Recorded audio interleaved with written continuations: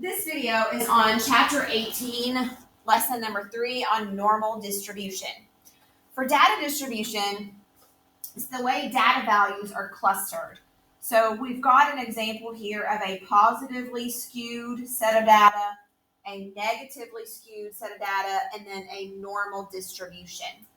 So when we look at data in this form, you've got what we call, again, a positively skewed, and then negatively skewed, and then a normal distribution. So the normal distribution is your nice, pretty bell-shaped curve versus the skewed data.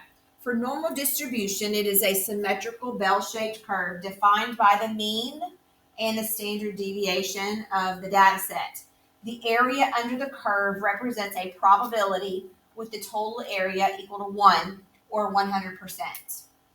So in this next set here, the empirical rule, I do want to talk to you about these numbers.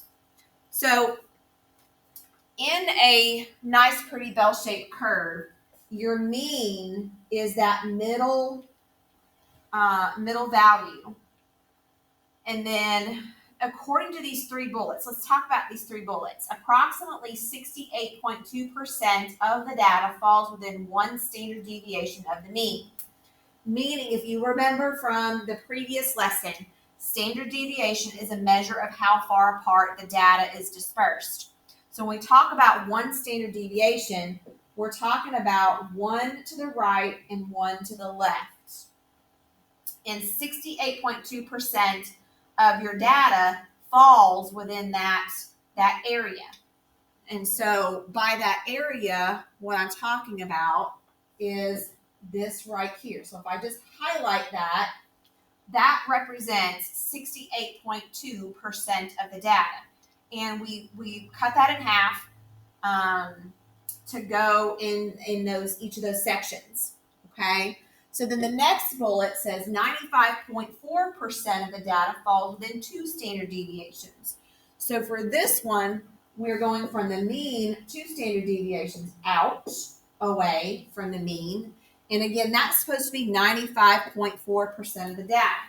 If you take all these percentages that fall in that area, 13.6 plus 34.1 plus another 34.1 plus another 13.6, that's going to be 95.4% of all of your data is supposed to fall within those 2 standard deviations of the mean.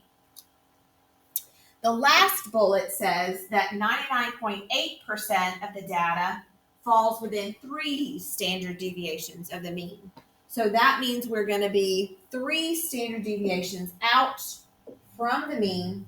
Again, that's supposed to be 99.8% of all of your data is going to fall in this area here. Again, 99.8 approximately, okay? So that leaves just 0.2%, and you'll notice that beyond the 3 standard deviations, you have the 0.1 and the 0.1. Now, I feel like the hardest part is going to be having to memorize and remember these percentages.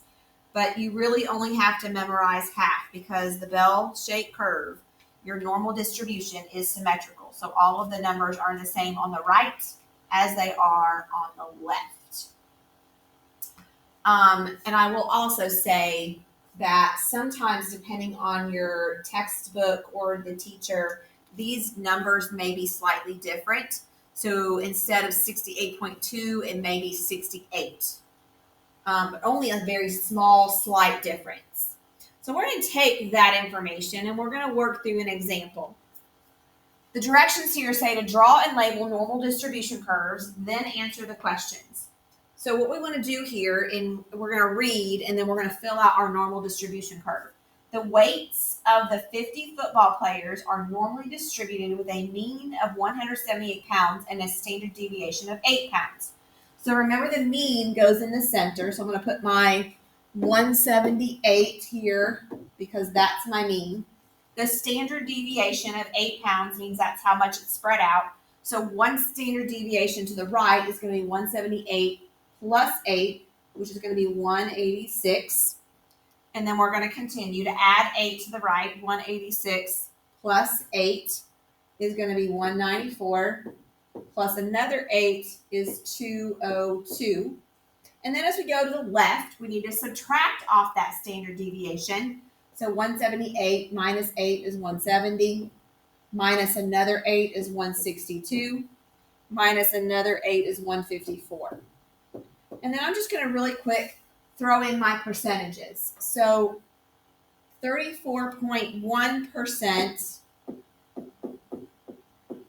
and then 13.6%, 2.2, and then 0.1.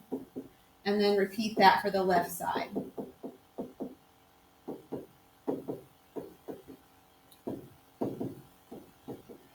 And once you get all this filled in, it just makes answering these questions a whole lot easier. So let's look at question A. What percent of the players weigh between 178 pounds and 194 pounds? So between 178 and 194. All you have to do here is add your 34.1 plus 13.6%. So 34.1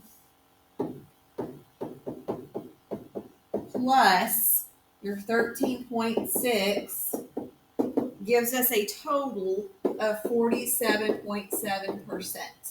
And then looking at part B, what is the probability that a player weighs at most 170 pounds? Well, at most means 170 or less. So I'm looking from 170 down. Again, all we're going to have to do here is add those percentages. So you've got your 13.6 plus 2.2 plus the 0.1, and you get 15.9%. Part C, what is the probability that a player weighs less than 162 pounds or greater than 194 pounds? So again, let me repeat. Less than 162 is going to be this area, or greater than 194. So the blue area is going to be the 2.2 plus the 0.1 on both sides. And that's going to give me a grand total of 4.6%. Now, part B is a little different. It says how many players weigh between 170 and 186 pounds. Between 170 and 186 pounds. So this is the yellow here. Now, we know the percentage, 34.1 plus 34.1 is going to be 68.2%. But that doesn't tell me how many players. To figure out how many players, you need to multiply that times the 50 players that you had originally. And if you take your 68.2, change it to a decimal, multiply by 50, you should get approximately 34 players. All of the other examples are going to follow right along with example number 1. So I'm going to do just one more. How about example number 4? Example number 4. Mrs. Fuller recently tested her 120 keyboarding students to see how many words per minute they can type. The results were normally distributed with a mean of 45 and a standard deviation of 6. So we're going to add 6 to the right.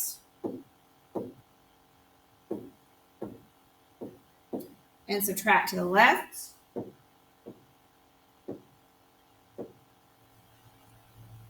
And then we're going to add our percentages.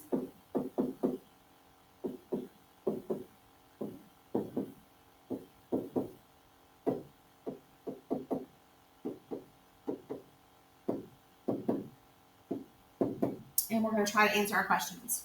So part A says about how many students can type at least 39 words per minute.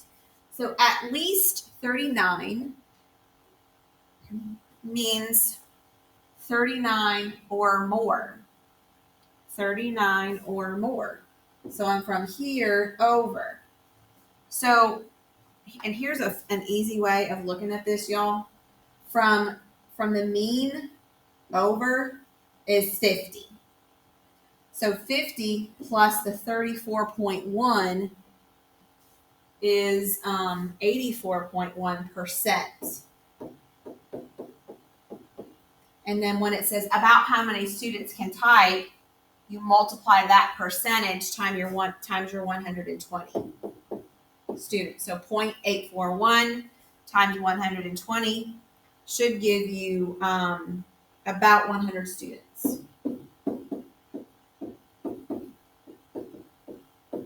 Again, you're changing your percent to a decimal either by dividing by 100 or moving the decimal place 2 places to the left, and then again multiply that times the 120. Part B, about how many students can type within one standard deviation of the mean. Well, within one standard deviation of the mean is talking about this area right here, which is 68.2% of the students. And it says about how many students. So again, you want to multiply that times the 120. Put that all in your calculator. You should get about 81 students.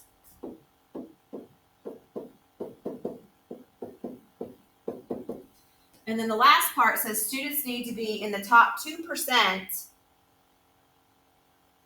in order to be eligible for the national typing competition. If Carla can type 56 words per minute, is she eligible? So you kind of have to look at what you've got going on. So the top 2% is going to be somewhere in that region, right? So if you take 2.2 plus the 0.1, you get 2.3. So I need to have something higher than a 57 in order to be eligible to go to that competition. So if she has a 56, which falls below that, is she going to be eligible? No, she is not going to be eligible.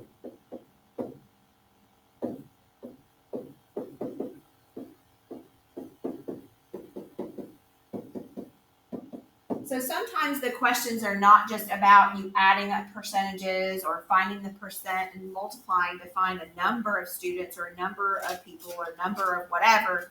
Sometimes it's asking you to answer questions like part C here, where you have to look at the data and interpret what that data is talking about. So there are your notes for lesson number 3 on normal distribution.